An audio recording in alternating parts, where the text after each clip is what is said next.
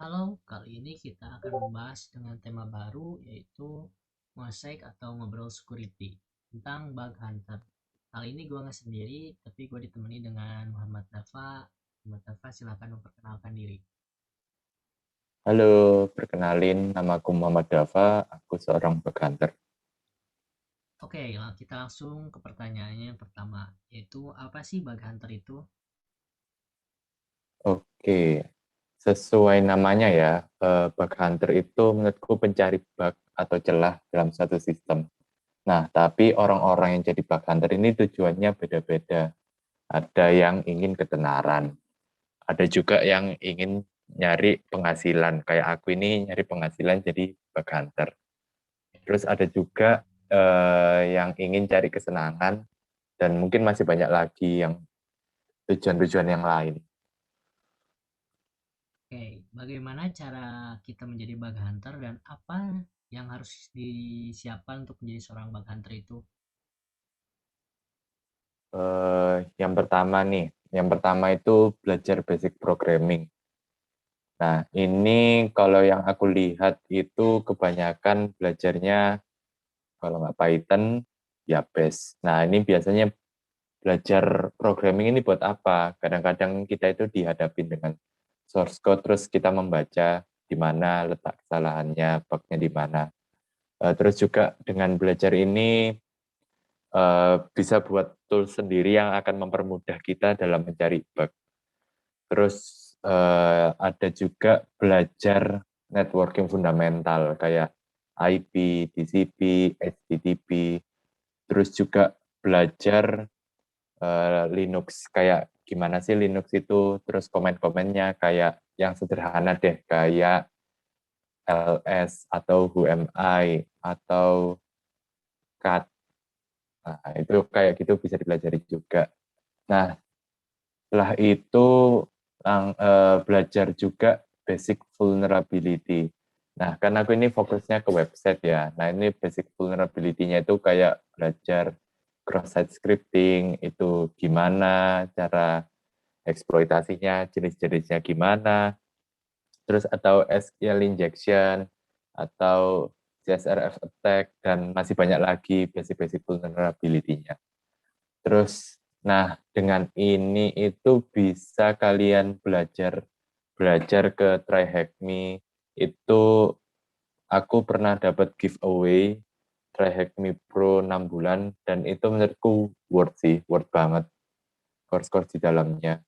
Terus ada juga Portswigger Lab, ini dia gratis dan lab-labnya bagus-bagus semua dan bisa dicoba langsung. Terus juga ada Pentester Lab, ini bayar aslinya, tapi bagus juga isinya buat belajar jadi pentester. Terus kalau bisa juga kalian dengan kerjakan soal CTF, salah satunya di platform terbesar ya menurutku, Hack the Box. Itu bisa kalian belajar di juga. Itu untuk menjadi seorang bug hunter itu sangat sulit dan sangat rumit ya. Untuk bisa mempelajari semua hal itu, dasar-dasar fundamentalnya. Rumit sih iya, tapi kalau kalau kita ada semangat belajar ya pasti dikasih jalan lah sama Tuhan. Jadi intinya semangat dan untuk bisa menjadi seorang bug hunter itu semangat dan belajar terus. Ya, Oke, bagaimana cara seorang bug hunter melaporkan bug kepada perusahaan yang memiliki celah? oke. Kalau aku dari pengalaman pribadiku ini tergantung perusahaannya. Kalau semisal nggak ada program bug bounty itu, coba kalian kontak email, terus tanya dahulu, nama saya Muhammad Dafa, contohnya kayak gini lah, nama saya Muhammad Dafa, saya menemukan bug di sistem XXX. Nah, terus tanya apakah ada apresiasi atas bug yang saya temukan. Kalau ada, ya langsung kirim laporannya, kirim via email contohnya. Terus kalau dari aku sendiri, semisal nggak ada, ya tetap kirim email. Tapi ya jangan terlalu berharap lah ada apresiasi, karena memang nggak ada program bug bounty di website tersebut. Terus semisal perusahaan tersebut punya program bug bounty, itu langsung bikin laporan. Nah, tapi lihat juga ketentuan-ketentuannya kayak skopnya gimana atau apa yang harus dilaporkan, apa yang tidak boleh dilaporkan, itu dibaca dengan baik-baik. Jadi untuk perusahaan yang tidak ada program bug bounty jangan terlalu berharap ya. Ya, kalau melaporkan gitu ya paling mentok 2M sih. Kasih Makasih, Mas. Mas. Banyak sekali ya yang kayak gitu ya di Indonesia ini. Oke, dari pengalaman pribadiku banyak banget. Menurutku pribadi ini Indonesia ini kurang aware sama yang namanya cybersecurity.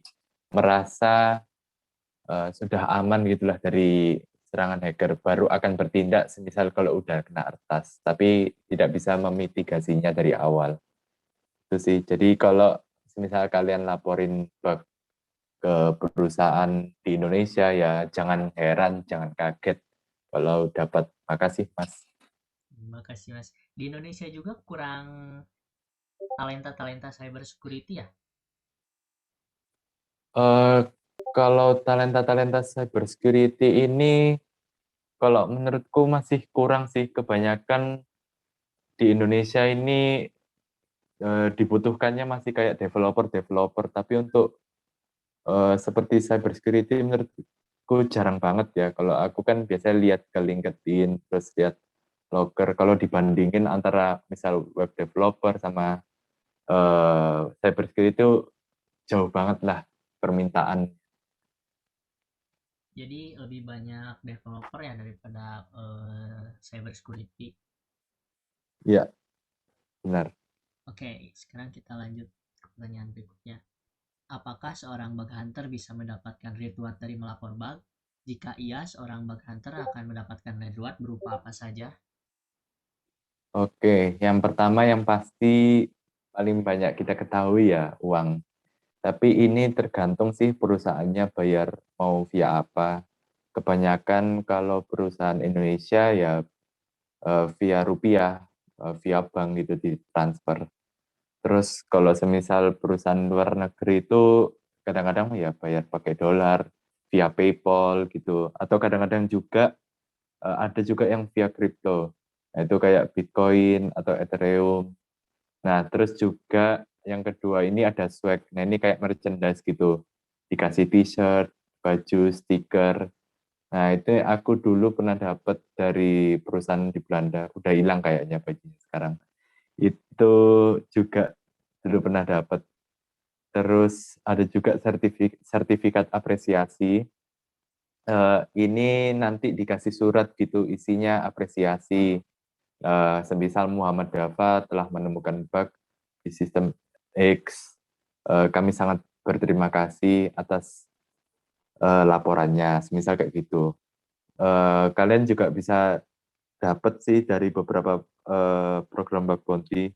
Salah satunya dulu pernah dapat dari Cambridge University. Terus juga ada Hall of Fame. Nah, ini dia nampilin nama kita gitu di websitenya sebagai apresiasi telah nemuin bug di website dia. Apakah reward dari perusahaan untuk seorang bug hunter bisa menjadi portofolio? Eh, Kalau rewardnya sih enggak ya. Kalau laporannya sih iya kayak semisal platform bug bounty paling besar ya yang kita tahu HackerOne namanya. Itu ada beberapa loker yang pernah aku lihat. Itu ngelihat portofolio kita dari laporan kita yang kita laporkan ke platform itu. Ada beberapa yang kayak gitu bisa jadi portofolio kita. Tergantung juga perusahaannya. Bagaimana? Sertifikasi juga bisa untuk menjadi portofolio kita ya. Wah, sertifikasi. Nah, sertifikasi ini kalau buat portofolio itu sangat benar-benar berpengaruh ya. Salah satu sertifikasi yang paling mantap menurutku kalau buat penetration tester itu ada CEH, itu Certified Ethical Hacker atau hacking ya, lupa aku. Itu meskipun mahal sertifikasinya, tapi itu sangat membantu sekali. Terus ada namanya OSCP, itu yang merilis itu namanya Offensive Security. Ini sertifikat, bukan wajib sih. Dengan adanya sertifikasi ini bisa benar-benar berguna lah. Jadi mudah banget kalau kalian melamar loker gitu. Ada 2 sertifikasi ini, CEH sama OSCP. Kalian bisa cari-cari itu harganya bagaimana, terus cara mengerjakan, cara mendapatkan sertifikasi ini bagaimana. Kalian bisa cari-cari di Google.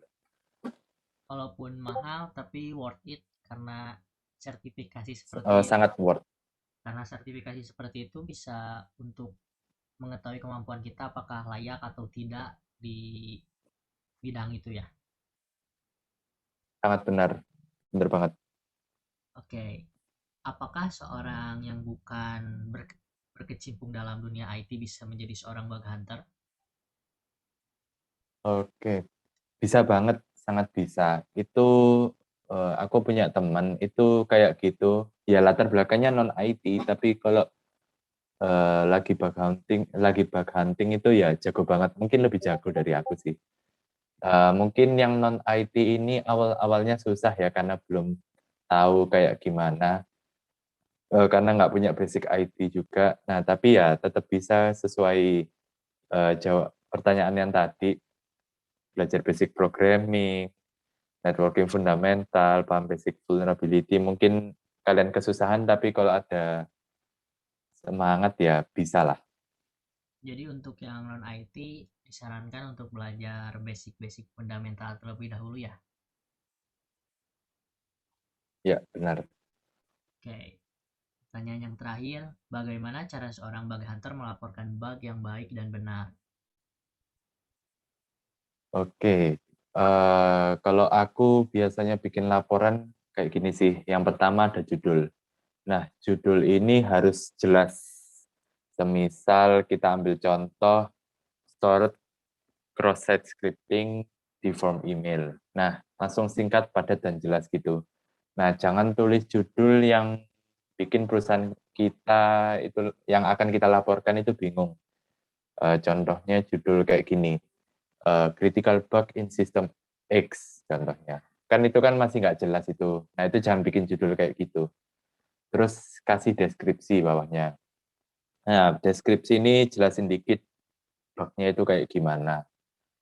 Terus ada juga severity atau kerentanan.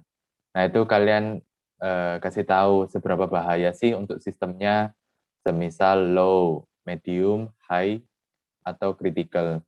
Nah, tapi aslinya nggak bisa kita nentuin sendiri low, medium, kerentanan gitu. Ada namanya Common Vulnerability Scoring System atau yang biasa dipanggil CVSS. Nah, itu buat ngehitung suatu kerentanannya. Ada beberapa aspek yang dilihat, salah satunya itu kayak kompleks atau enggaknya serangan itu, atau butuh user interaction atau enggak, atau scope-nya kayak gimana. Nah, itu kalian bisa searching-searching lah cara menghitung CVSS itu kayak gimana. Terus habis itu ada step to reproduce. Nah, ini isinya step by step buat nyari bug-nya gimana. Nah, ini kalau bisa dibuat sangat jelas banget. Kalau dan lebih bagus lagi kalau kalian sertakan fotonya atau video di step to reproduce ini. Nah, terus setelah itu ada impact. Nah, jelasin nih impact-nya buat sistem itu apa. Semisal penyerang dapat menjalankan komen-komen berbahaya pada sistem. Nah, itu salah satunya. Terus kalau bisa nih, kalau aku bilangnya remediation. Nah, ini intinya how to fix, cara ngefixnya gimana sih? Sebagai contoh tadi, store XSS ya, cross-site scripting. Nah, itu berarti kan cara ngefixnya uh, filtering user input, berarti ngefilter input-input yang dimasukkan oleh user. Nah, kayak gitu salah satunya. Terus juga yang terakhir, kalau bisa tambahin referensi-referensi yang kalian pakai buat nyari bug ini. Itu sih kalau aku biasanya bikin laporan bug. Sangat lengkap ya dan tidak boleh sembarangan untuk menulis judul, subjek, dan isinya pun tidak boleh sembarangan ya. Iya, dan itu dengan kalian bikin laporan yang sangat lengkap itu, aku pernah baca suatu laporan di HackerOne, itu ada yang bikin sangat lengkap banget sampai dikasih bonus uang sama perusahaannya. Itu sih. Oke, jadi kalian untuk yang ingin melaporkan bug kepada perusahaan harus jelas, detail, dan sangat lengkap agar perusahaan pun melihat ya. Ya, Oke, itu saja acara kali ini di Ngosek atau Ngobrol Security. Kalau kalian suka mungkin kita akan mengadakannya lagi untuk yang part 2. Dan terima kasih untuk Muhammad Dafa telah hadir di acara Ngosek atau Ngobrol Security. terima kasih juga sih udah diundang ke acara ini. Oke, terima kasih Muhammad Dafa. Ya, makasih juga.